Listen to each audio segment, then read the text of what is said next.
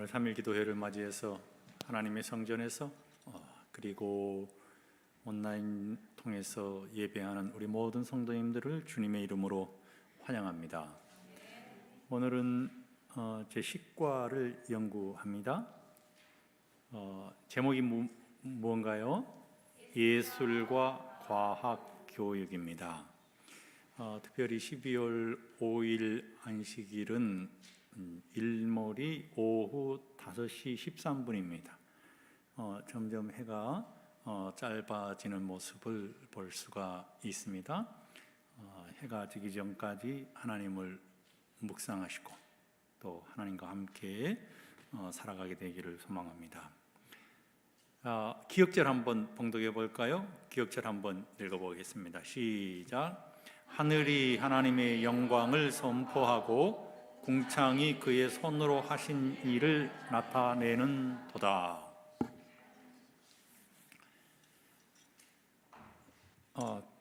서론에 있는 말씀을 보면 교육에는 성경의 관점에서 보았을 때 모든 학문이 다 포함된다. 그것이 예술이라 할지라도 그것이 과학일지라도 다 성경에 나타나 있는 모습을 통해서 우리가 세상의 학문을 바라볼 필요가 있다고 하는 것입니다. 예를 들어서 이 성경 안에는 하나님께서 우리에게 가르치고자 하는 또 우리가 지금까지 살아오면서 배워왔던 모든 학문이 성경 안에서 출발하고 있기 때문입니다. 왜냐하면 하나님께서는 우리를 지으시고 또 하나님께서는 이 모든 삼라만상을 만드신 분이기 때문입니다.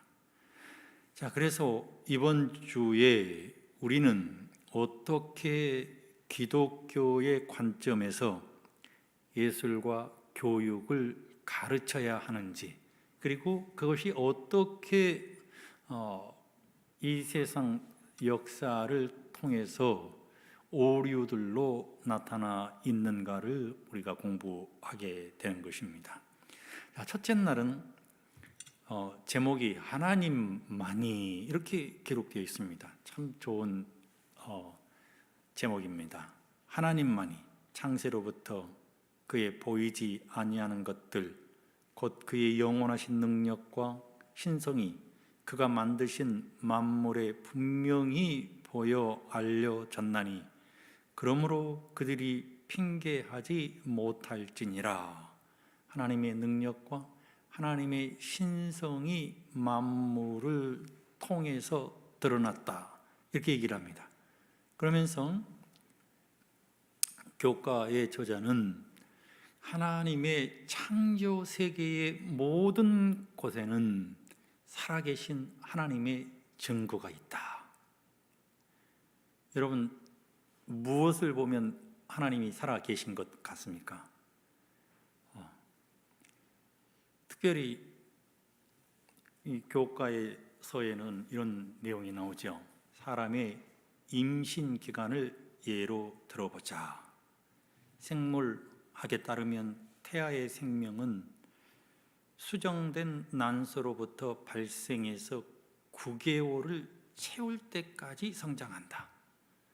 이 기간 내내 사랑이 많은 창조주의 흔적들이 나타나는데 하나님의 인자하심은 태아가 자라는 공간에서 볼 수 있다.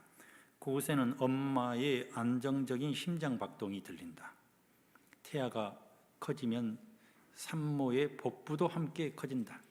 출산을 앞둔 산모는 태아를 항상 느낄 수 있다. 마찬가지로 우리 하늘아버지도 그분의 자녀들을 항상 인식하신다. 하나님의 창조의 세계에 살아계신 하나님의 증거를 이 생명의 잉태와 생명의 탄생 과정을 통해서 드러난다는 것을 교과의 저자는 우리에게 얘기를 하는데요. 이게 뭔가 하면 여성의 난자와 그리고 이 남자의 정자가 만나는 장면입니다. 이제 정자의 꼬리만 보이지 않습니까? 생명은 참 신묘막측한데요. 자, 이 수정에 성공하면 이 난소가 말입니다, 실타래처럼 이 난소의 막을 둘러쌉니다. 둘러싼 이유가 무엇인가 하면 더 이상의 정자를 허용하지 않겠다고 하는 것입니다. 그리고는 이제 세포의 분열을 하기 시작하는데, 자, 이렇게 세포의 분열을 지금 하게 되는 것이죠.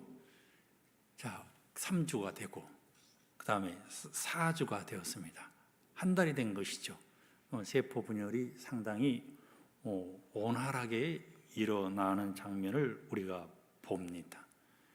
자, 5주가 되고 6주가 되면 막 세포 분열이 엄청난 속도로 일어나게 됩니다. 자, 그 다음에 이제 7주째입니다.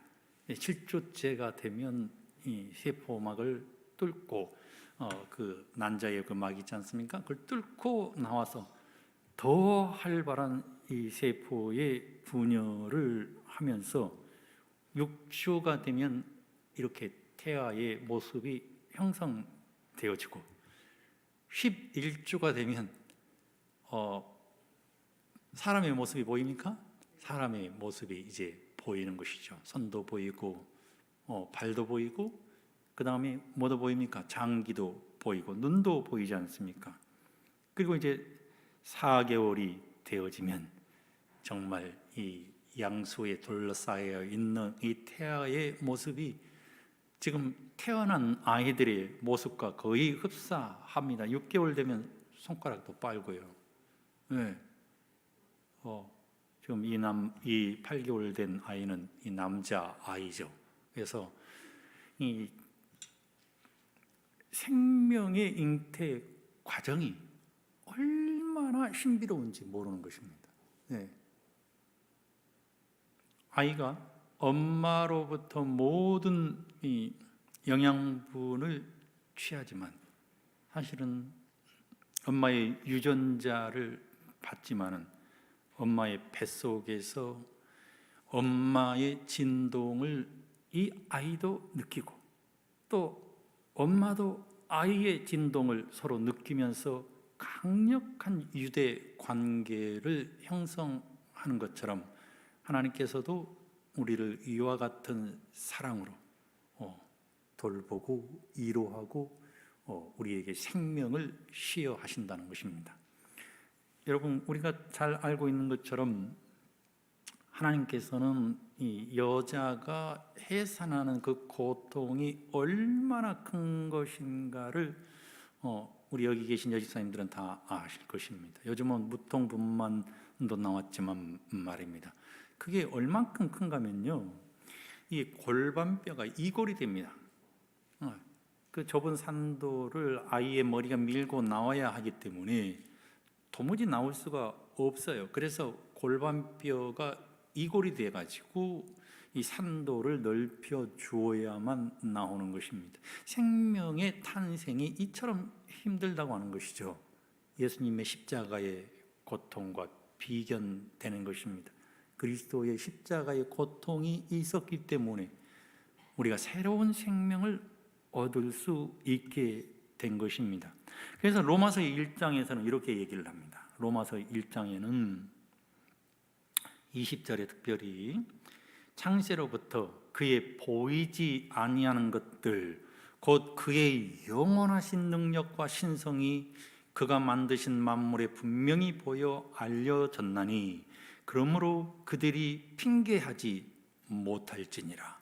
하나님을 알되 하나님을 영화롭게도 아니하며 감사하지도 아니하고 오히려 그 생각이 허망하여지며 미련한 마음이 어두워졌나니 하나님께서만 시여해 준 생명의 탄생 과정과 또 천연계를 통해서 보여주신 하나님의 사랑을 부정해 버리면 성경은 뭐라고 얘기를 한다고요? 하나님을 알되 하나님을 영화롭게도 아니하고 감사하지도 아니하고 오히려 그 생각에 허망하여지고 미련한 마음이 어두워졌나니, 이렇게 기록합니다. 하나님을 알지 못하던 우리의 마음인 것입니다. 그러면서 특별히 느헤미야 9장 6절은 이렇게 얘기합니다. 다 같이 한번 읽어봅시다. 느헤미야 9장 6절 시작. 오직 주는 여호와시라. 하늘과 하늘들의 하늘과 1월 성신과 땅과 땅 위의 만물과 바다와 그 가운데 모든 것을 지으시고 다 보존하시오니 모든 천군이 주께 경배하나이다. 네, 똑같은 하늘을 보면서 어떤 사람은 하나님의 영광을 봅니다.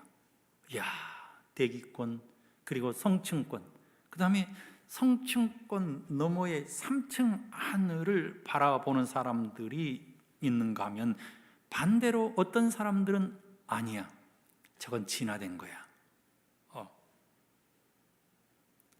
우리는 이런 사람들에게 어떻게 하나님께서 창조주이시라고 하는 사실을 설명할 수 있을까요? 하나님의 능력과 하나님의 신성이 하나님의 창조 과정에서 나타났지만 그것을 부정하는 사람들에게 어떻게 이야기해야 할까? 여기 본문에 있는 말씀을 보니까 그 가운데 모든 것을 지으신 분은 누구라고요? 하나님이시라는 것입니다. 그리고 두 번째로는 그 모든 것을 다 보존하시는 분도 누구라고요? 하나님이시라고 하는 것입니다. 우리를 지으신 분은 하나님이고, 지금 우리가 여기 살아서 하나님의 성전에서 예배를 드릴 수 있도록 우리를 보존하시는 분도 하나님이시라고 하는 것입니다. 그러면서 여기 하늘과 하늘들의 하늘과 이렇게 얘기합니다. 하늘이 있고 하늘들의 하늘이 있고 1월 성신이 있고 땅과 땅 위의 만물과 바다와 그 가운데 있는 모든 것을 지으셨다라고 얘기를 했는데, 그건 알겠는데 하늘과 하늘들의 하늘이란 말은 무엇을 의미할까요?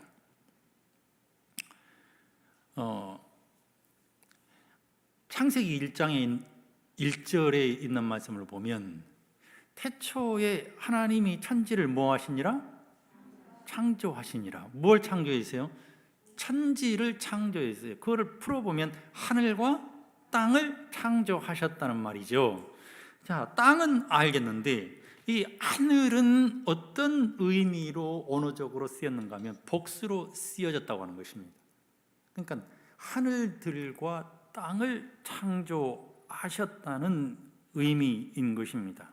그래서 이 하늘과 하늘들의 하늘이라고 하는 이 말씀의 의미가 무엇인가 하면요,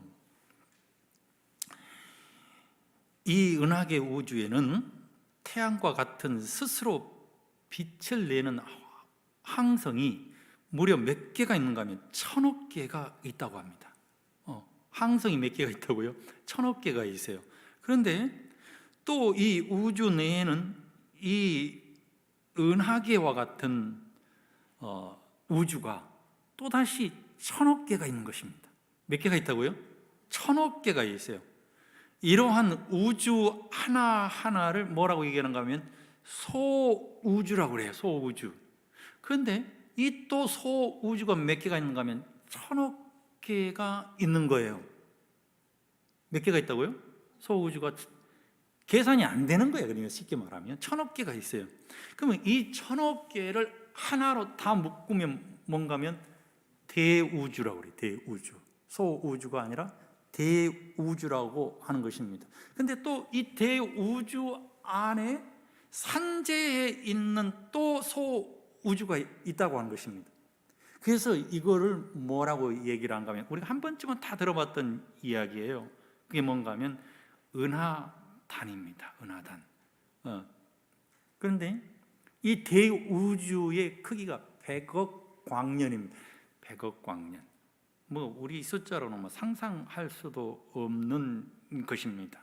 그래서 하나님께서 우리에게 말씀하신 것처럼 하늘과 하늘들의 하늘이라도 주를 용납치 못하겠거늘 하물며 내가 건축한 이 전 이오리까. 이 솔로몬이 하나님이 높고 위대하시고 전능하시고 신성이 가득한 모습을 어찌 비할 수 있겠습니까? 초라할 뿐입니다. 이렇게 얘기를 하는 거예요. 자, 여기 사진 한번 보여주세요. 밤하늘의 모습을 보면 여러분 아름답습니까? 저기 옆에 있는 그 교회 하나가 있잖아요. 저기 이제 뉴질랜드에 있는 데카포에서 바라보는 밤하늘인데, 저기 가서 보면 너무너무 아름답고, 진짜로 아름다운 별을 보려면 아프리카를 가면 그렇게 아름답다고 합니다. 우리 천장 위에 그냥 별이 그냥 쫙 수놓아져 있는 모습을 보게 되는 것이죠. 그래서 대우주를 생각하면, 또 사도 바울이 3층 하늘에 거하시는 하나님의 모습을 그리스도인인 우리에게는 바라보게 하셨으니 그것이 얼마나 하나님께서 우리에게 주신 큰 축복인가, 그거를 누구에게 설명해 주어야 한다고요? 하나님의 존재를 알지 못하는 사람들에게 하나님의 신성과 하나님의 능력과 하나님의 창조의 세계를 알려주어야 한다고 하는 것입니다.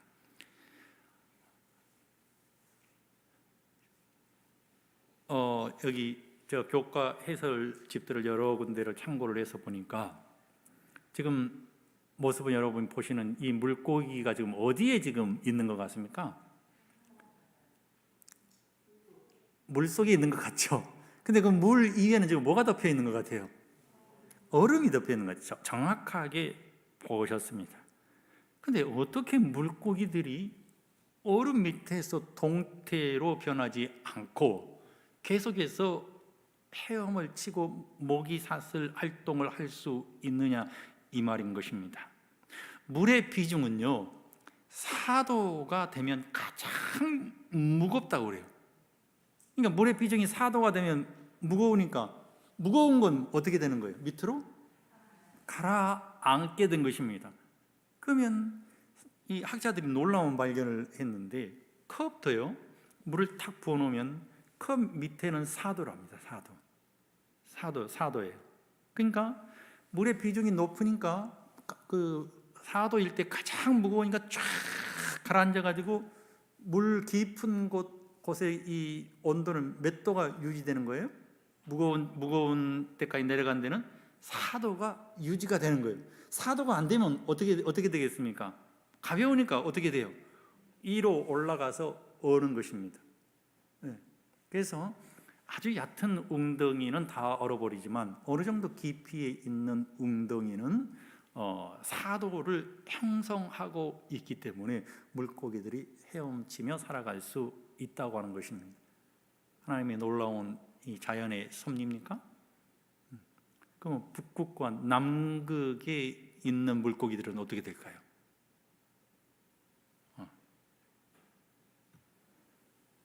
제가 사전을 찾아보니까 놀랍게도 하나님께서는요, 남극에 있는 물고기들에게는요 부동액을 넣어주셨다고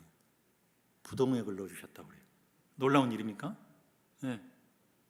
붕어 같은 경우는 아무리 추워도 피가 얼지 않는다고 합니다.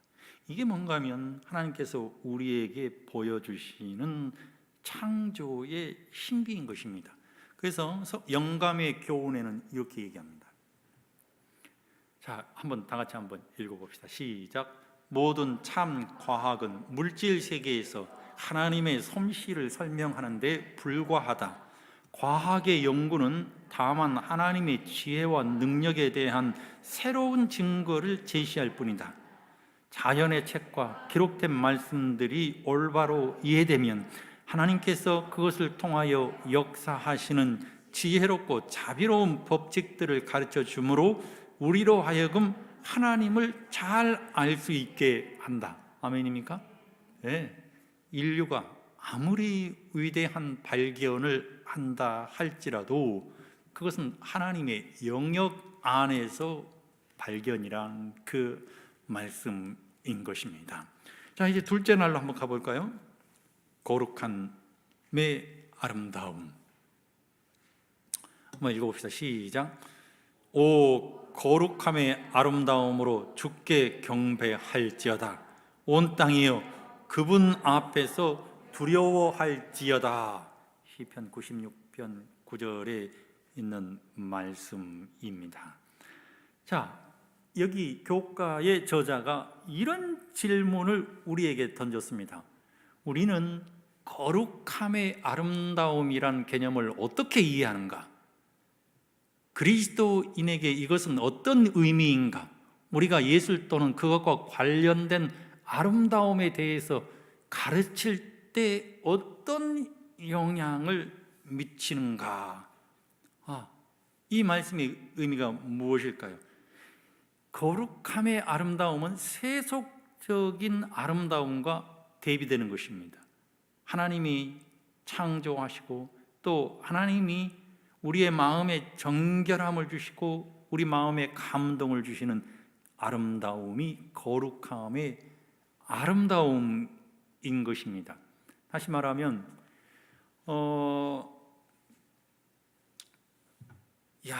우리 김지나 집사님은 머릿결이 참 예쁘구나. 이거는 뭐예요?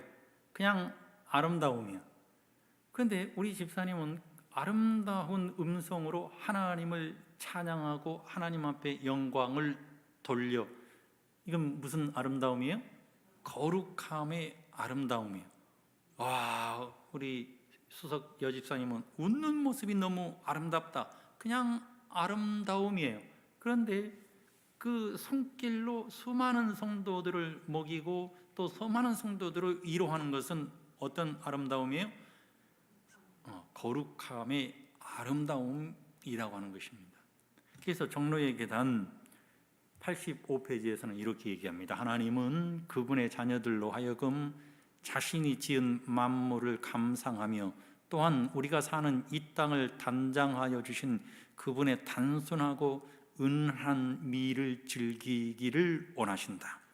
그분은 아름다운 것을 사랑하시는 분이시지만 외적인 아름다움보다는 성품의 미를 더욱 사랑하신다.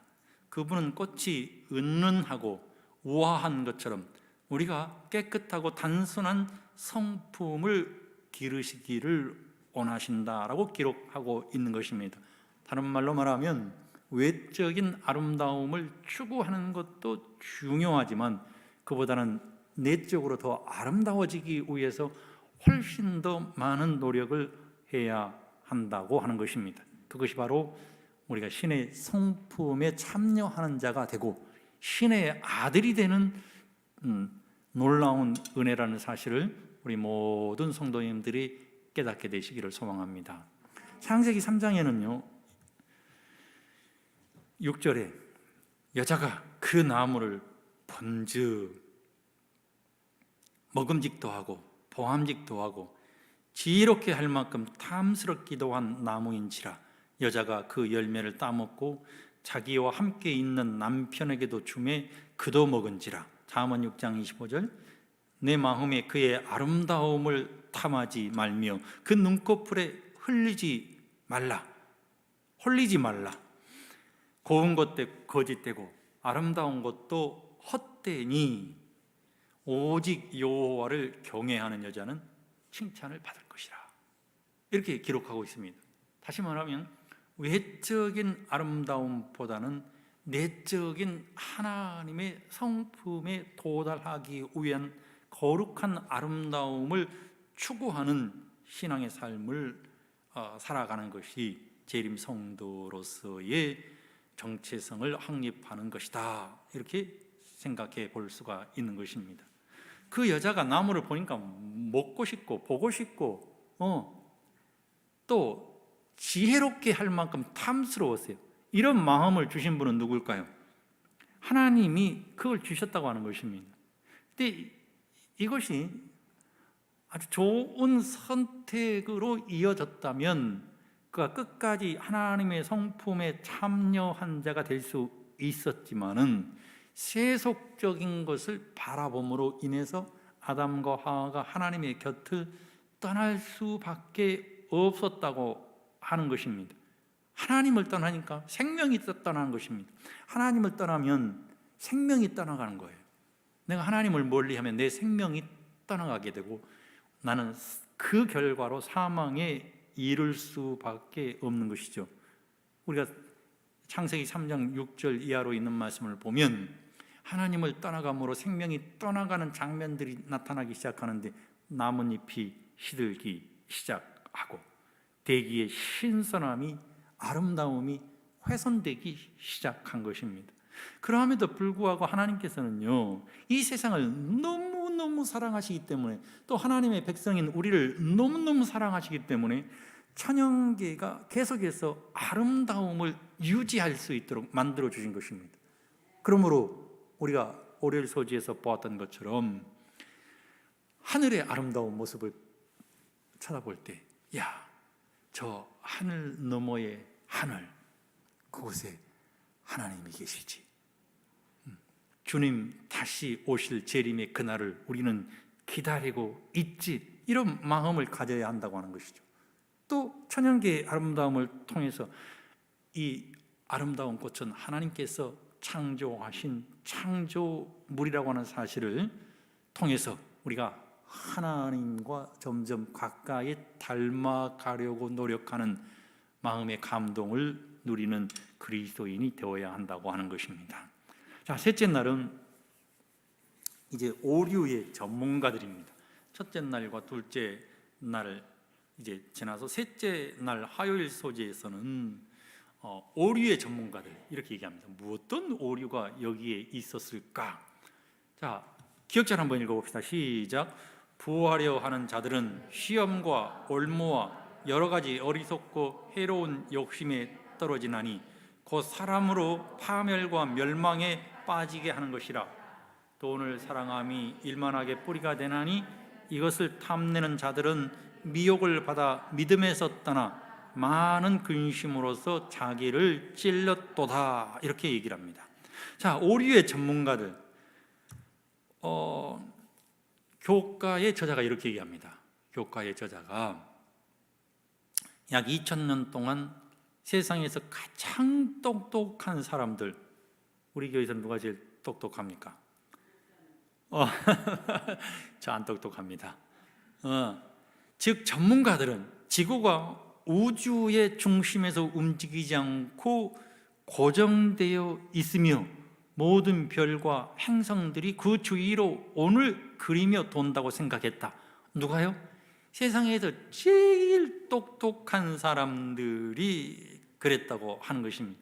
그래서 이걸 뭐라고 얘기하는가 하면 지구 중심설이라고 해요. 또 다른 말로 뭐라고 얘기를 하는가 하면 우리가 고등학교 때 이 지학 시간을 통해서 다 한 번쯤은 들어봤던 천동설이라고 해요. 지구를 중심으로, 지구는 이렇게 중심에 딱 서 있고 그 주위를 태양도 돌고 금성도 돌고 다 돈다, 이렇게 생각을 해서요. 이게 잘못된 거예요, 잘된 거예요? 잘못된 거잖아요. 근데 그 당시에 똑똑한 사람들은 다 어떻게 생각했다고요? 천동설을 믿었다고 하는 것입니다. 그래서 이제 지동설은 뭡니까? 태양 중심설입니다. 태양을 축으로 해서 지구도 1년에 한 번 공전을 스스로 하루에 한 번씩 자전하면서 도는 것, 이게 바로 뭐예요? 지동설이에요. 지동설. 그래서 갈릴레오의 생명을 재판장에서 부인하면 죽이겠다고 하니까 그것을 시인하면서 돌아 나오면서 뭐라고 얘기했다고요? 자, 이런 오류들을 사람들이 범할 수 있다고 하는 것입니다.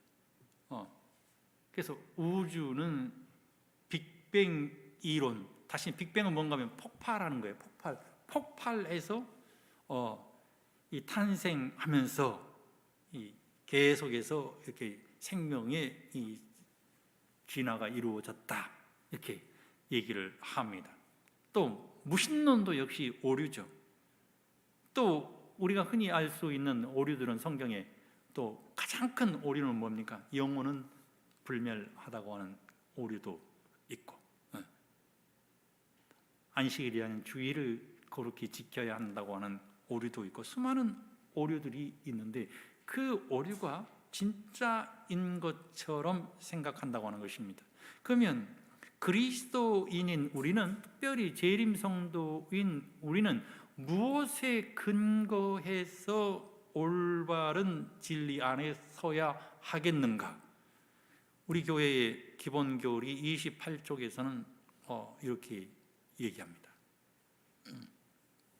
수많은 사람들이 추측과 상상이 바탕이 된 학문에 열광하고 믿지만, 우리는 재림 성도이기 때문에 하나님의 말씀의 확신을 가지고 따라가야 하는데, 다 같이 큰 음성으로 한번 읽어봅시다. 시작.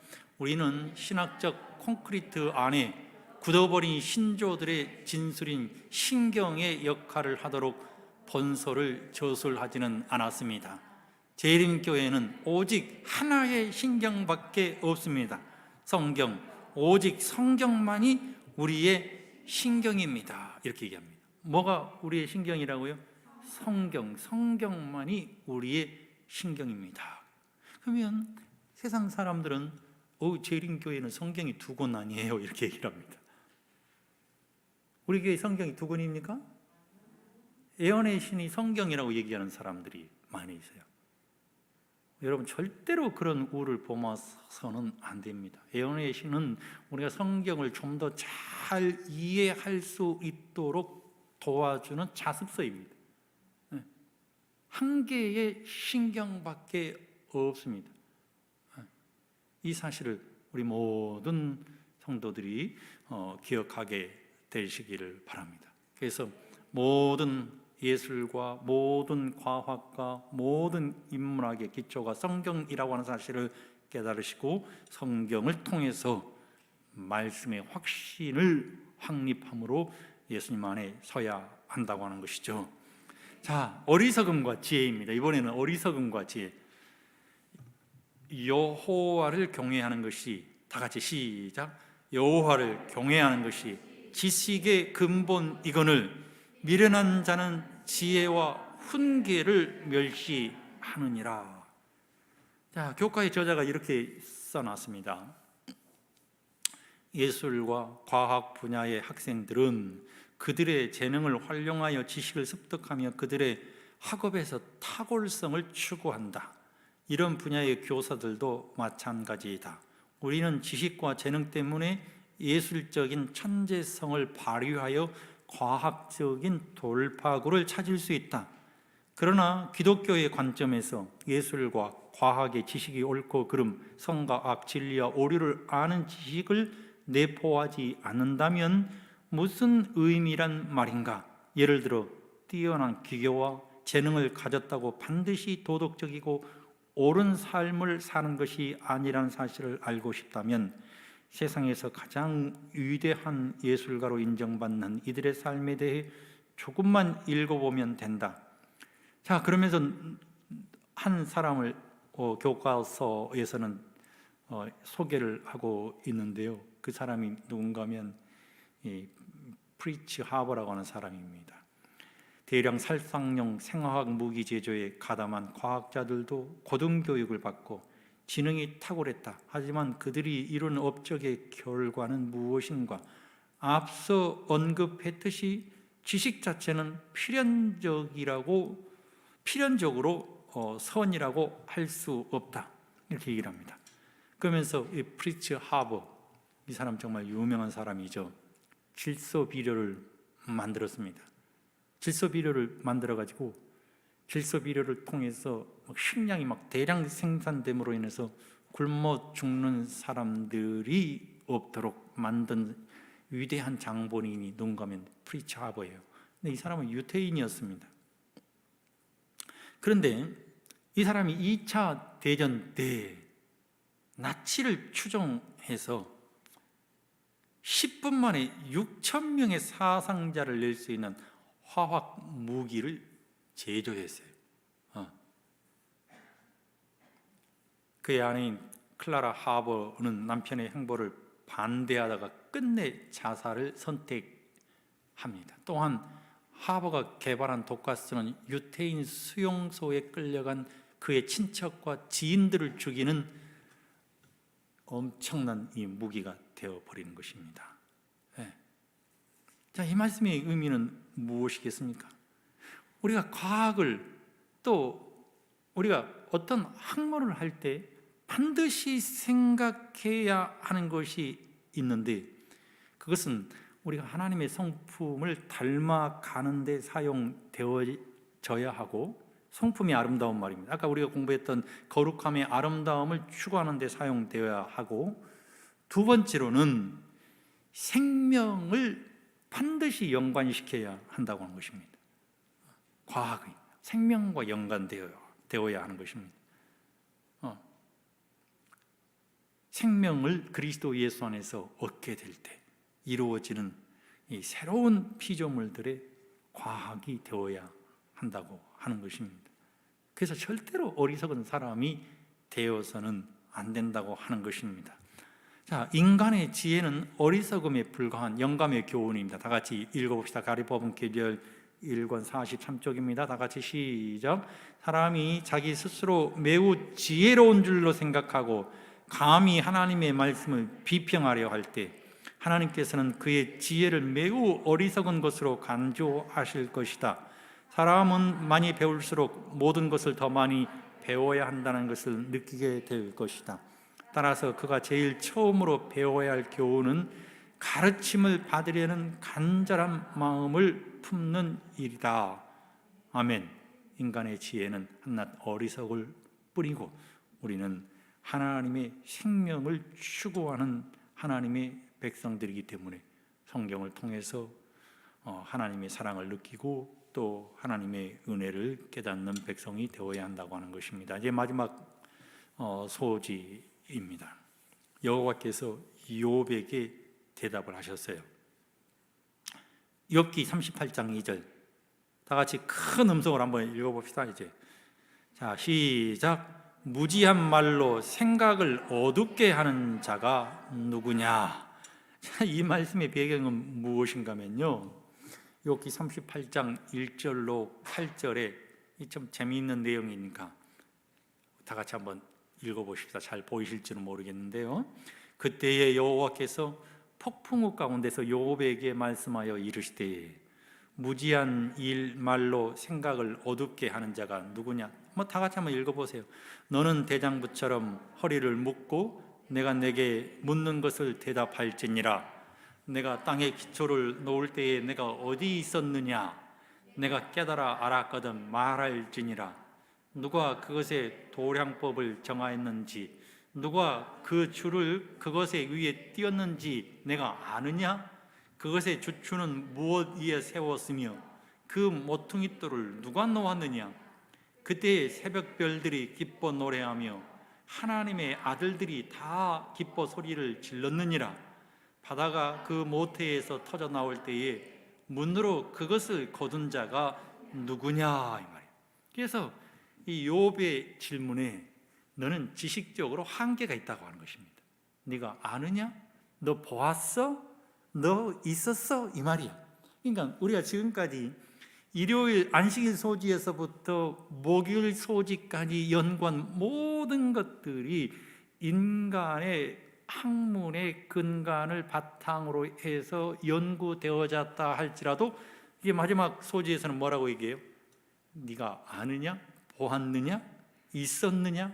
이 지식의 한계가 있는 여봐, 이렇게 하나님께서 말씀하신다고 하는 것입니다. 그러니까 하나님께서만 거룩하시고 하나님께서만 아름다우시고 그러므로 우리는 하나님의 성품을 쫓는 그리스도인이 되어야 한다는 사실을 욥에게 가르쳐 주는 거죠. 그래서 이제 40장에서부터 이제 41장은 또 뭔가면 너 할 수 있어? 이 말이야. 하나님이 너 할 수 있어? 못 하겠는데 대항할 수 있느냐? 재갈을 물릴 수 있느냐? 밀 수 있느냐? 대항할 수 있느냐? 너는 전능한 사람이야. 전능한 사람이 아니야. 전능함은 하나님께만 있다고 하는 것입니다. 너는 능력의 한계를 가지고 있다고 하는 것입니다. 그래서 김명호 목사님이 이렇게 답을 적어놨어요.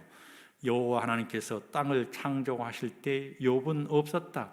즉 아직도 사람이 없었다. 사람은 창조주가 창조하기 전에는 존재하지 않았다. 그런 사람이 존재 이전의 상태에 대해서 이야기하는 것은 무지한 말로 이치를 어둡게 하는 것이다 라는 말인 것입니다.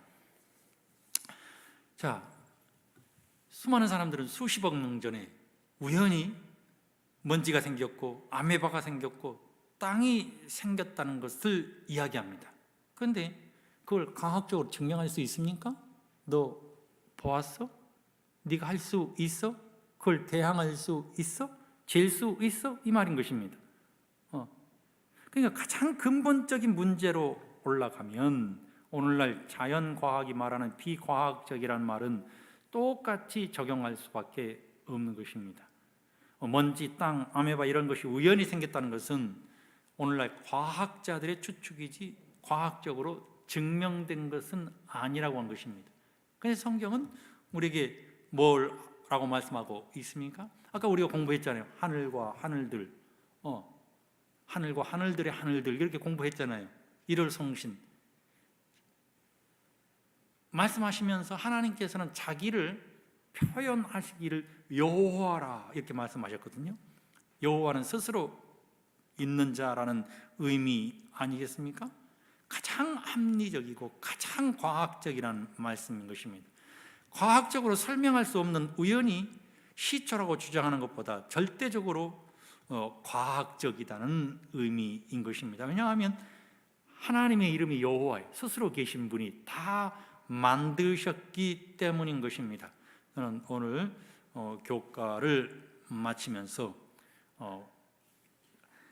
모든 우리 토평교회 성도들이 우리 교회가 주장하는 신경은 오직 성경 하나밖에 없다는 사실을 깨달으시고 하나님 안에서 예술과 과학을 이해하게 되시기를 주님의 이름으로 축원드리면서 오늘 말씀을 드리겠습니다.